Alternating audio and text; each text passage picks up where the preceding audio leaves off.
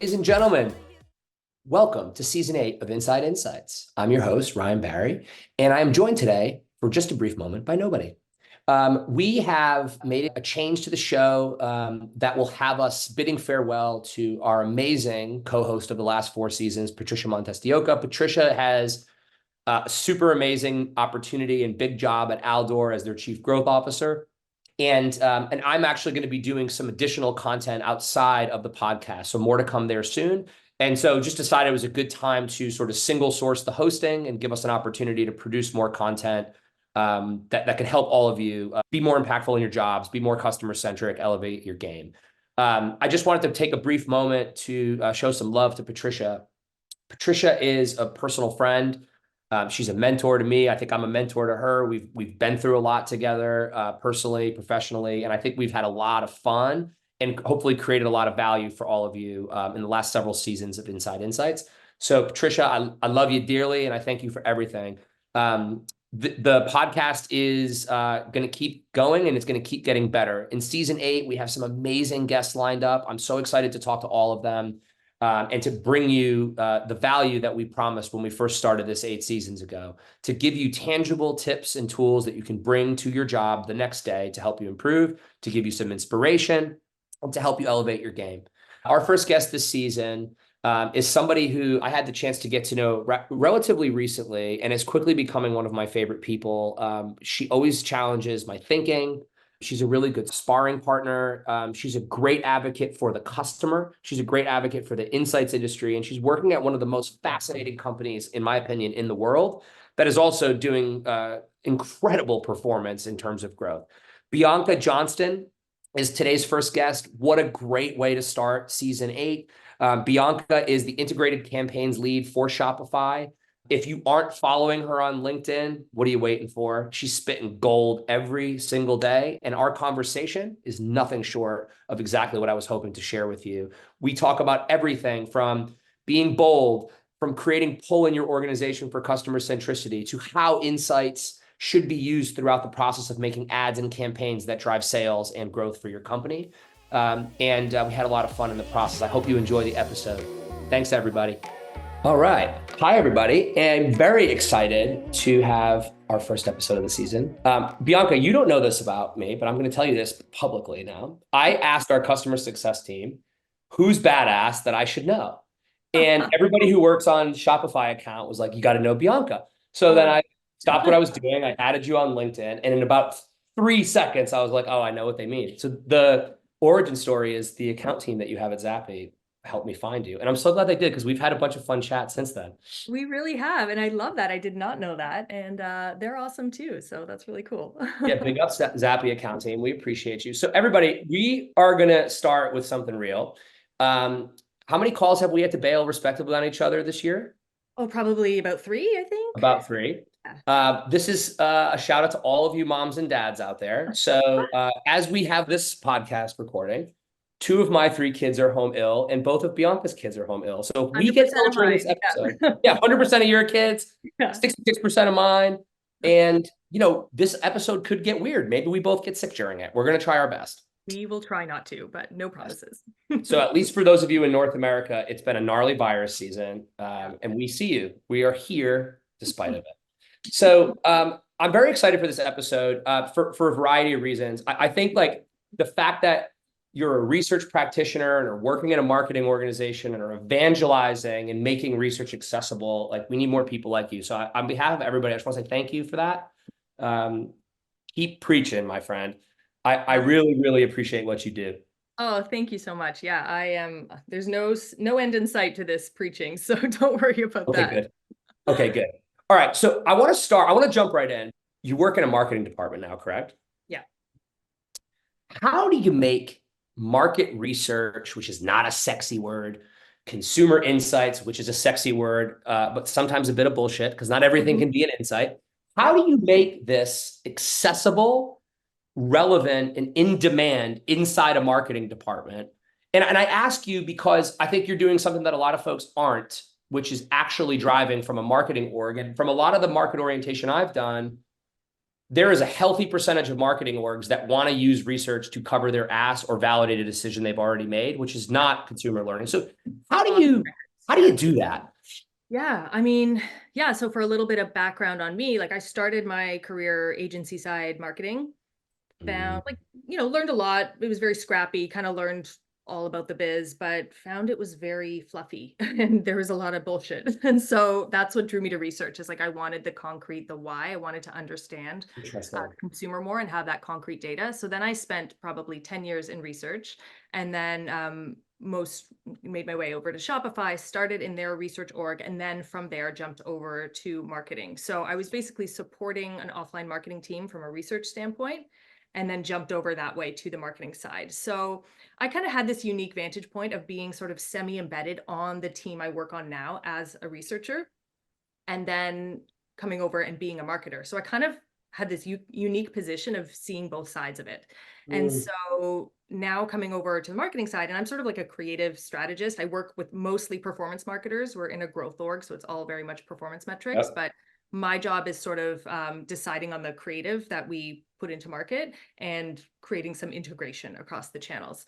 And so there's a huge opportunity for research there. And having come from the team that basically supported this exact function, I just had that unique, it was a little bit lucky that I had that unique position to just be like, I know exactly what I need and I know where to find it. But as I would start to write briefs and I, still was really close with the research team and knew kind of could still go dig into tables as I needed to, I realized nobody else on the marketing, A, knows half this stuff exists. B, if they did, would know how to like read these tables or read these, or like dig deep into these reports and where to find them. So the point is like, I kind of had this unique vantage point of seeing both sides and then knowing the basically inputs into my work. Like if I have to create a campaign, my input is the brief and that sort of uses the research team's outputs. So then it became about how do we change the research team's outputs to take them further than just a 60-page report. Maybe it's, audience one pagers or like, here's a marketing kit, here's a messaging framework. And it really becomes about researchers sort of thinking more like marketers. And the only way in sort of bridging that gap, especially on those sort of outputs and documents that you put out as a researcher. So the only way to do that is really understand what the marketer needs. And that's why I love that semi-embedded model and then vice versa. Okay, this is fascinating. So what I didn't know about you is you started in marketing. So you're you're actually a customer-centric marketer. Thank you. If you added up the years, I've been a researcher more than a marketer. Have you? So yeah. Kind of couple years and then quickly was like, research is my thing. And then kind of as I did many years of research, wanted to sort of pull back the curtain again and be like, okay, what's the next step? How do we action this? So I've had this That makes sense. jump back and forth, but that's kind of my whole shtick on LinkedIn now is like being the bridge of those two functions and telling each one, understand what the other craft does, and it'll make your craft so much stronger. Yeah, and that's like, I think it's a really important thing because there's a misunderstanding that seems to exist. So let's start with something tangible you just said. So making insights more accessible. Yeah. Let's break that down simply. And I'll give you, if you don't mind, I will give a little ramble. Okay. I was telling Bianca this before we hit record. I posted something about the difference between data and insights and how we need to connect learnings. We need to connect better with the business. And I had a lot of people very vulnerably reach out to me and be like, arguably a little defensive, right? Like marketing doesn't want it. The company's not customer centric. And I would say 80% of my instinct is like, you got to show them, not tell them.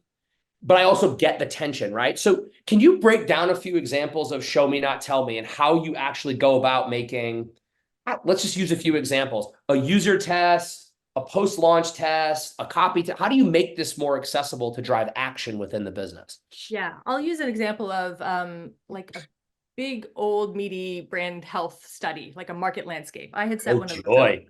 Yeah. It's got all these markets. It's this huge deck because it's got like multiple segments, the whole thing.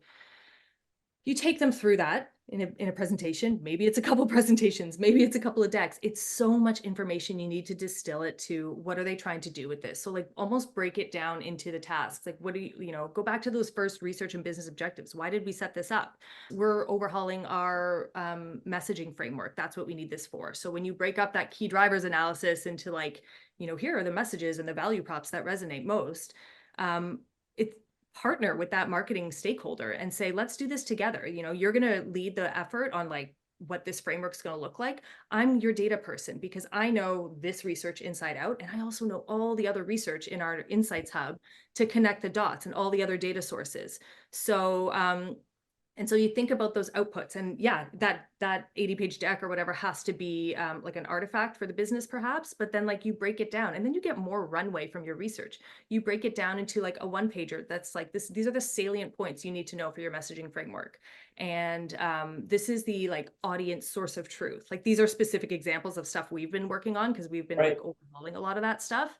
And so I like to do like release mini reports. This what you're talking about here is really codifying a lot of data in like bite-sized chunks to give them an orientation of. And let's be honest, Shopify is a wonderful business, but it's a complex business. You've got the B2C side, the B2B side, all these different merchants. Your market's complex, right? Yeah, totally. It's huge. And I don't know, like perhaps researchers think like, well, that output's done. It's like we think very like linearly in a project, like it's proposal, questionnaire, analysis, presentation's locked and done, send your follow-ups, that project's done. It's like, well, why don't you use that data you could get 10 different outputs from that. And we do like, I don't know if this is relevant everywhere, but in tech, like everything's done on videos. You share a 5-minute TLDR, we call it. You share a little video on our internal workplace news feed. And it's about, you almost have to be a little bit of a content creator and pushing those narratives and pushing them more often. So it's about frequency of getting that message out. It's about the different outputs you get from one piece of research.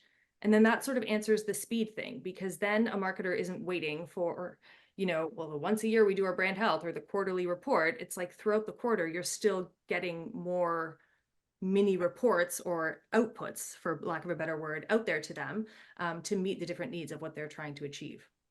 It's really interesting. And I think there is a tech bias of like video.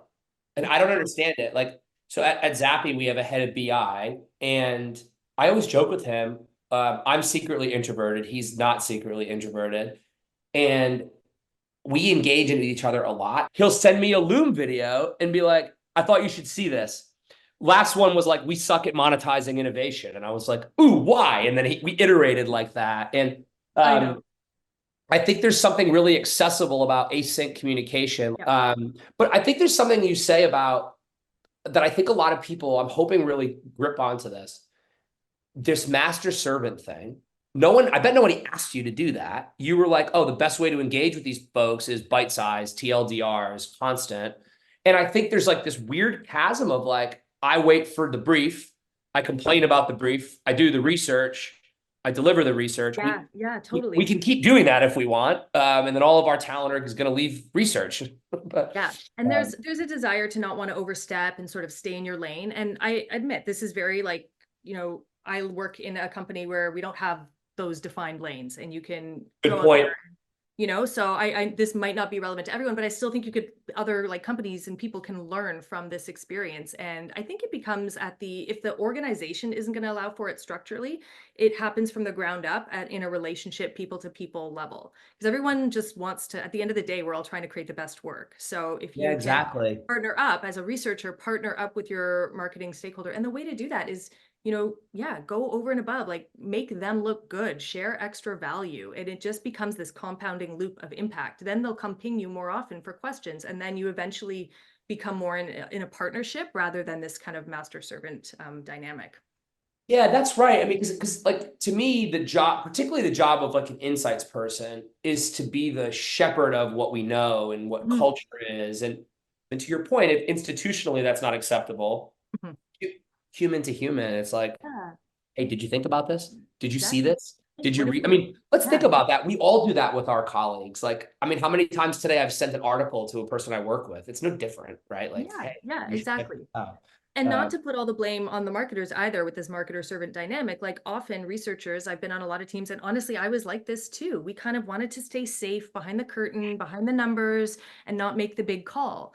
And so I worked really hard on sort of developing a point of view and understanding, what my marketing stakeholders were thinking about, dealing with, doing. Researchers always have this thing of like, you sent the report and did you hear it in the abyss. Like, did anything come back? Like, does anyone care? And so the way to do that is to engage with those counterparts and be like, how did you use this? Like, we used to joke doing a survey about the survey. Maybe just a conversation's better, but getting that feedback on like, how did you use this? And Yeah. how can we improve upon this? And just building that relationship to make the work better, and getting out from behind the curtain and having a POV. And the more you understand what your marketing team is doing, the more as a researcher you can have that impact. I think you're right though. Like, and I want to come on to some of the boldness of your journey on personal branding, because you've had to leave your comfort zone. And I think one of the things I want to talk about next is like understanding what marketing needs. But the more value you bring, the more you're going to get invited into that room. So Yeah. I guess let's flip this conversation, since you're the translator of the two worlds. So marketers are running hard. They're running fast. You're in a growth company. I know what that's like. I'm in a growth company, which means, folks, if it doesn't make money, we're not talking about it, and we need to do everything fast.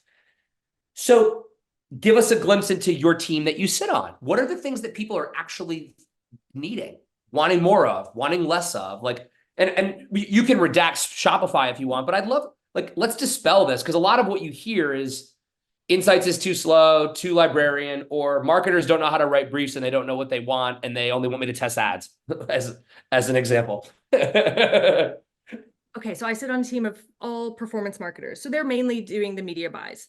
And then I had a mini team of me's for different channels. So right now there's two of us. There used to be four and stuff like that. Currently, there's two of us doing this type of role, one for digital, one for offline. That's me.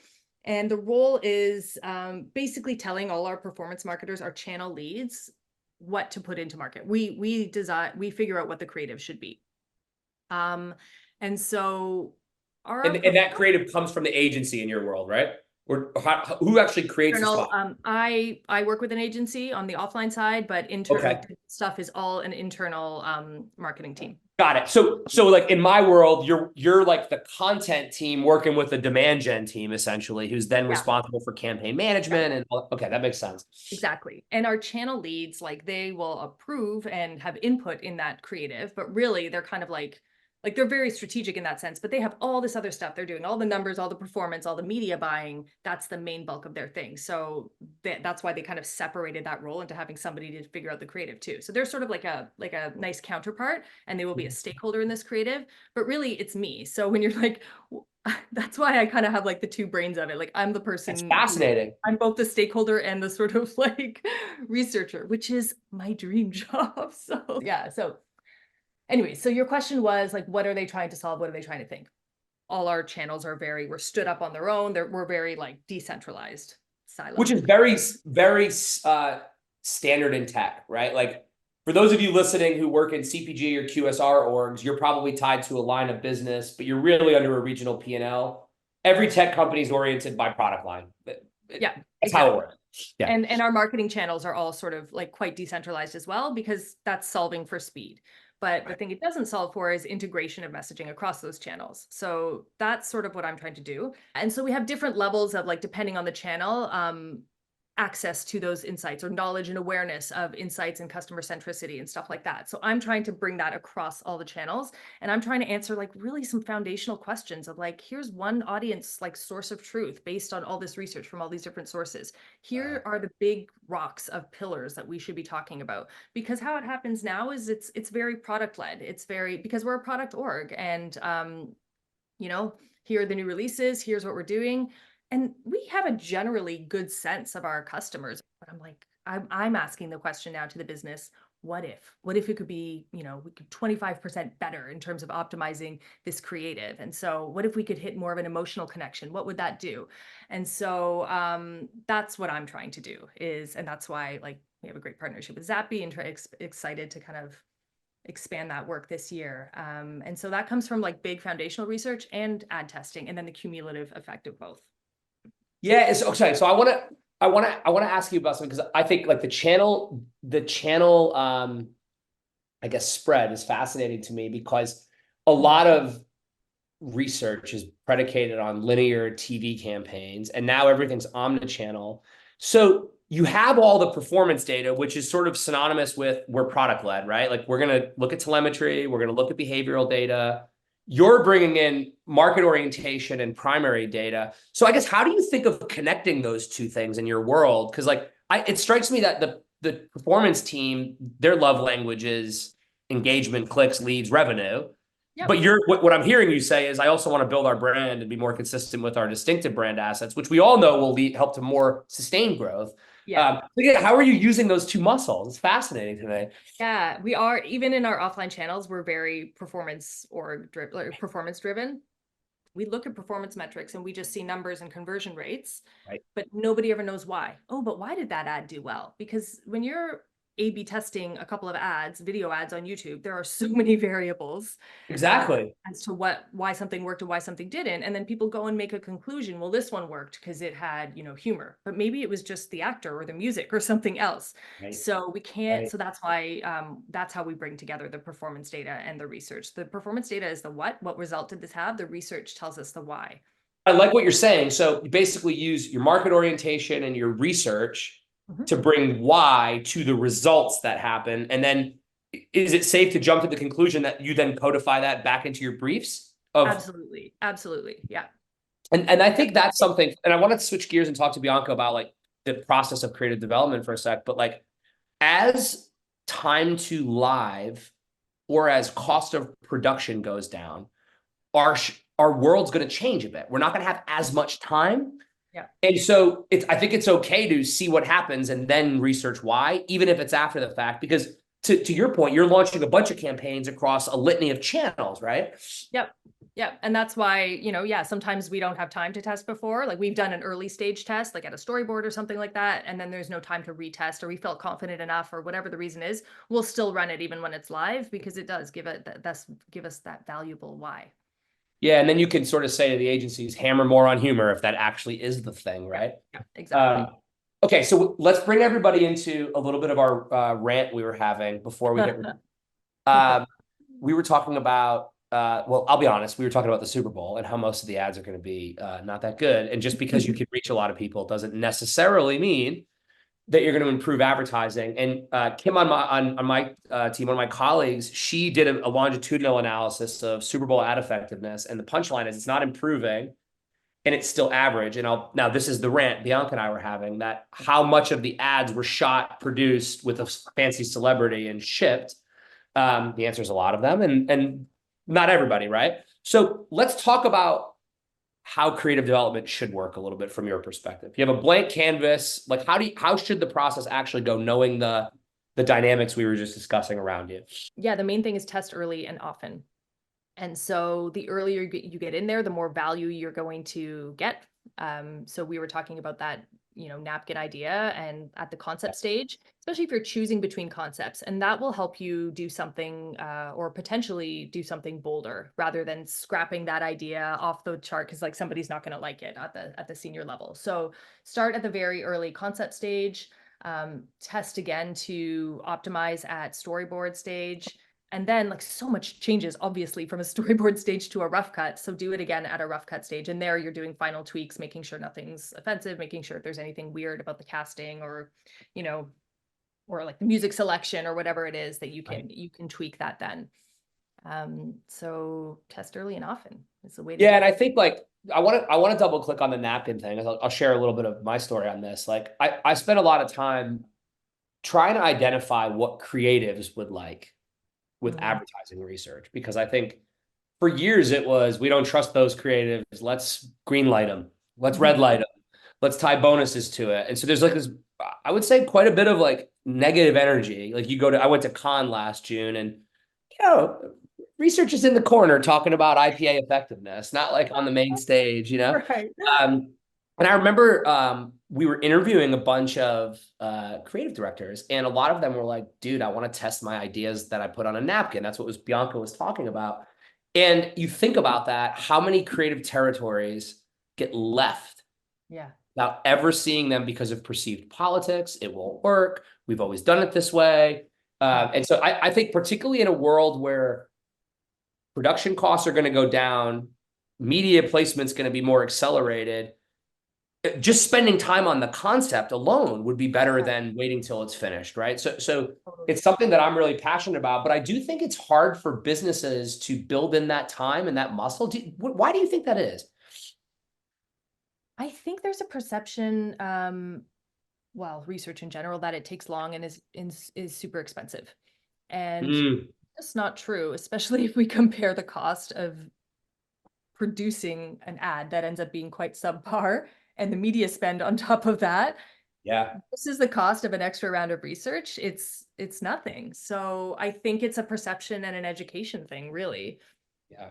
And that's where I think your first point about bringing value proactively, Yeah. we've got to do that for all of you in research roles because you got to change the conversation and you got to show people that it's better. And because it's not going to change just automatically. I don't think anybody with any malice intent is trying to fuck this up. I think that there's genuinely like, yeah, agencies are always rushed, and then we get the film, and then we scramble, and now we can test ads overnight, and so we're going to air still, great, and it's Yeah, um, exactly. that education is huge.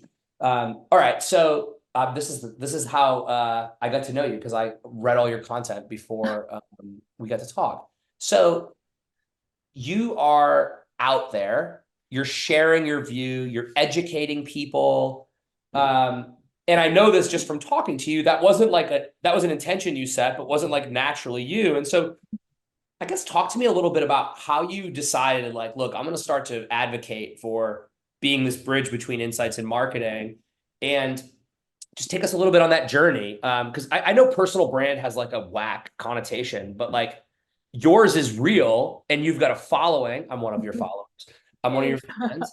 fans. But like, yeah, take us on that journey. Just like, and I think for those of you who are listening, like, I'm never going to post on LinkedIn. I think my point of asking Bianca is we all got to leave our comfort zone to make our businesses more customer centric. And so that's what I'm hoping you can infer from Bianca's journey. Yeah, totally. So I'm going to just give a little background. I don't want to give like sort of a stereotype of researchers, but the teams I've worked on, we all fit a similar profile of, a little bit more introverted, really analytical, really like curious and loved to go deep into these discussions and but didn't love front and center stage. And that's just I like personal and professional growth. So that was just something I wanted to work on over time and like got really comfortable presenting. And it started by like presenting research because like I love this stuff. So that was sort of a passion point. So And you like weren't originally comfortable doing that? no, first research presentation, I was just like, who am I to be doing this? Yeah. And just but like anything, you keep doing it. And so that builds confidence. Like I'm a big believer in getting out of your comfort zone and doing shit that scares you. It's like where growth happens. So Totally. that was kind of part of it. Do shit that scares you. The other part was when I left the research team and jumped over to the marketing team, I was like, ooh, but I still want to stay connected to research. I want to stay. We used to have like in the before times, before the pandemic, with our research team, we'd all eat lunch together and it would be like this bitching and vent session, but also we call it solving the world's problems. And then we'd be like, and then we should do this and do this. And I missed the lunch table. So I'm fully remote now. And so I just wanted a way to kind of connect with researchers, meet new ones and talk about stuff that I like. So that was another reason. And then another is just sort of networking, but in a way that I like and at scale. So, I had a little calendar reminder in my calendar for months to be like, set up one coffee chat this week. And like, I It wouldn't do wasn't it. happening. No, and like, well, who, and then what am I going to say? And then like, sure. And then I'm like on a screen all day talking to people at work. So then just doing that for my sort of networking didn't feel different enough. And sure, I could have met people in person, but everyone's just like, oh, you want to meet in person? That's like so far, I'm going to have to walk everyone in their cushy remote jobs. So, so this was kind of a nice way to like network at scale en masse, like one to many. And I like written communication. Like I can Slack and text people all day. And so I just thought, that would be fun too. So those are sort of the reasons why I started. And you clearly are seeing your snowball amass, right? Like your engagement and the conversation. So what's your cadence? Like how do you go about doing it? Like I think everybody's got their own approach, but I'll share Yeah. mine if you share yours. Like how do you go about doing it? Yeah, and I think we've talked about this before. Our approaches are different. I am a planner, and I thought about posting on LinkedIn a lot for a long time before I actually took the plunge and did it. And then I knew that when I started, I was like, I want to do this for a year. So I want to consistently post for a year and then see where I'm at, see, what the result has been. And so I knew if I was going to start, I had to like have a backlog for my own like psychological safety to keep going. So I got Notion because I love Notion and created like a table, a database of post ideas. And I didn't like write them all out, but I would just, be out walking and be like, oh, that would be Oh, good. that's an idea. Yeah. And then like going through my workday, oh, that would be a good one. So I let them accumulate a little bit. And then you start writing them and you realize, oh, this is actually 3 ideas. And then that kind of snowballs out. So then I had something that I was like, okay, I can fall back on. I can do something with this. And then I was like, stop like perfecting this little behind the scenes work and just get out there. So I picked a date and I got out there. And then and yeah, it's been about 3 times a week, sometimes 2, sometimes 4, but usually it averages out 3 times a week. I take holidays like anyone else because I don't want to burn out. And the number one thing is that this needs to be fun. So if you're posting on LinkedIn and you want to take a week off, do it. Like the earth will not. Yeah, no one's gonna yell at you. Yeah, no, you're the boss. Yeah. And it's been amazing. I have met so many people. We've connected. What's I've up? done another podcast. I have met people in person. I said to my husband, I'm going to go meet a stranger from the internet for coffee now. And I came back alive. Um, Dude, one time I saw somebody at an airport and like obviously like our community is pretty small, right? yeah. Like it's Yeah. not like anyways. And I post more about insights transformation than SaaS, even though I run a SaaS business. But anyway, somebody's like, dude, I know you from LinkedIn. And I was just like, this is like gotta be a geek award. Like this is so weird. It's so funny, but kind of cool, right? But kind of cool. Yeah. But, I think what's interesting is like I feel like a lot of people, particularly in big corporates, think that by posting on LinkedIn, their job security is at risk. And I Mhm. know this because I see y'all lurking. I see y'all lurking on Bianca's post. I see y'all lurking on my post. I view it differently. Like I view it as a way to connect, as you're talking about, to see if your ideas are other people are feeling them, Mhm. but also to build the brand of your department, right? So if you're out there bringing the heat, well, then more people are going to want to come work with you. You're going to be able to recruit more talent. So I hope that. So my approach, by the way, since I did share it with Bianca a couple months ago, is super random. I started randomly posting on the internet 15 years ago when I had something to say. And I, much to the chagrin of my marketing team, have no consistency, rhyme, or reason. So I'm on a bit of a bender at the moment because I'm pissed off about a lot of things. So I've posted I love way it. more than I should be. I But I'll love a good probably then not have anything to say at some point and then be busy working. And break. so be more like Bianca. I'm winging it a little too No, much. I think the key is authenticity. Like I sometimes Good wish I point. could be more like that, more spontaneous and more just like go with it. But my brain is like, no, be cautious, plan a little bit. But that's authentic to me. And whereas like, Correct. a Sunday rant, that's authentic to you. You do you. I appreciate it. Well, it's funny. Like it's the same thing with like public speaking advice. Like Mhm.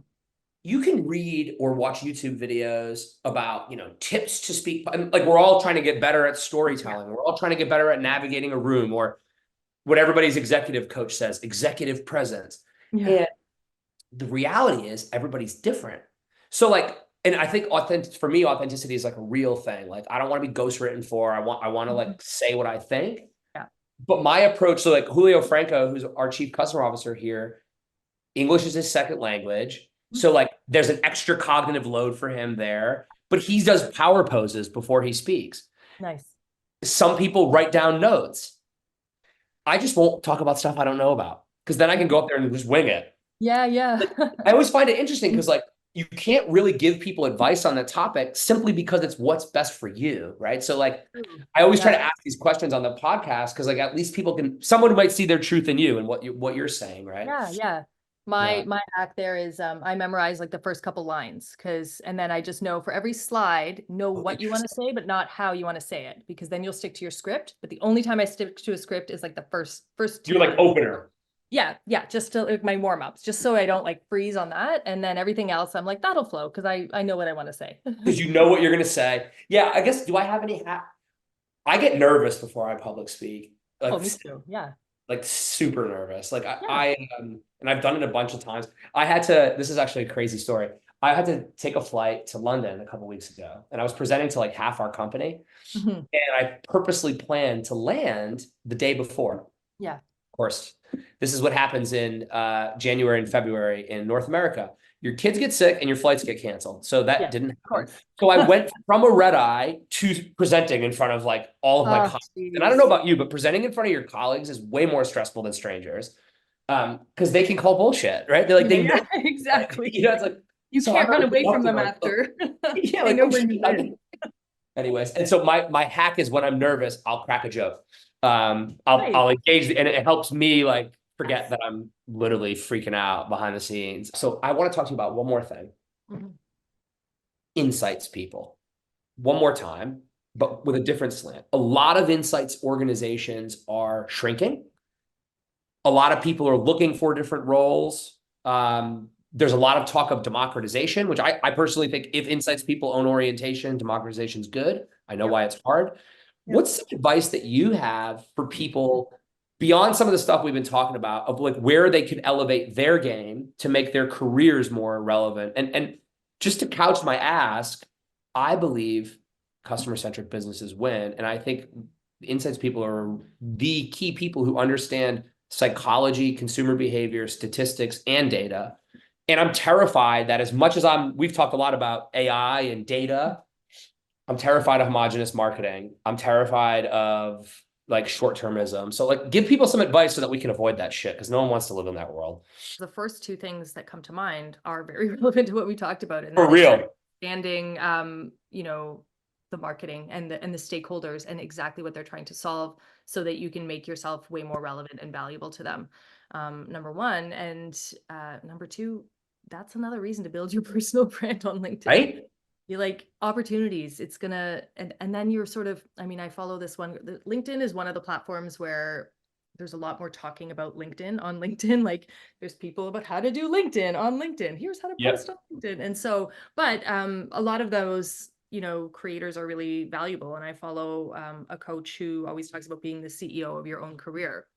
And yeah, unfortunately, layoffs are happening. And this is one way to sort of carve out your own space, be your own, you don't have to call it a personal brand. I don't care for the term either, but Yeah, I don't love the term either. but This I like CEO of your own career or whatever you want to call it. And then yeah. you own something and you stand for something. And actually, if you don't know what you stand for, the best way to figure it out is writing on LinkedIn.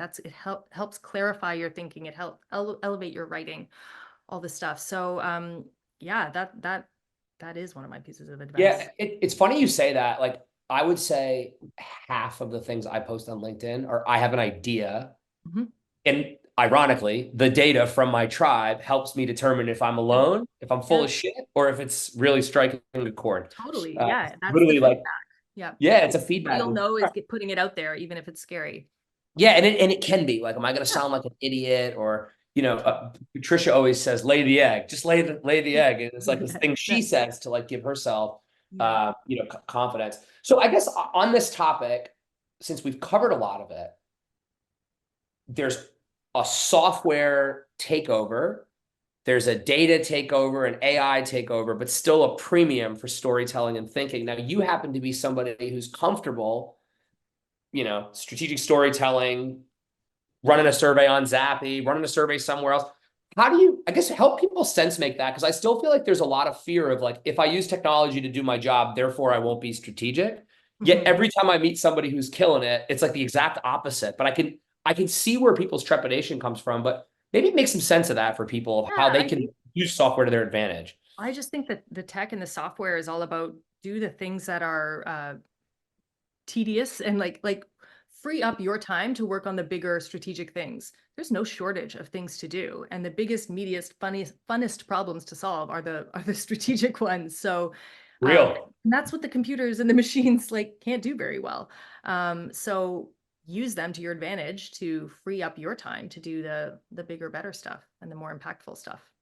I view it the same way. I mean, it's why when I joined Zappy, I was like, oh, if we can make kind of activation research accessible, Mhm. people will have time to do the strategic shit. Yeah. And I think my only advice on top of what Bianca says is you got to be intentional how you use it because you can't expect the same results that you got out of a consultancy. Not like any's right or wrong. It's just different vehicles to get at something. So Yeah, uh, totally.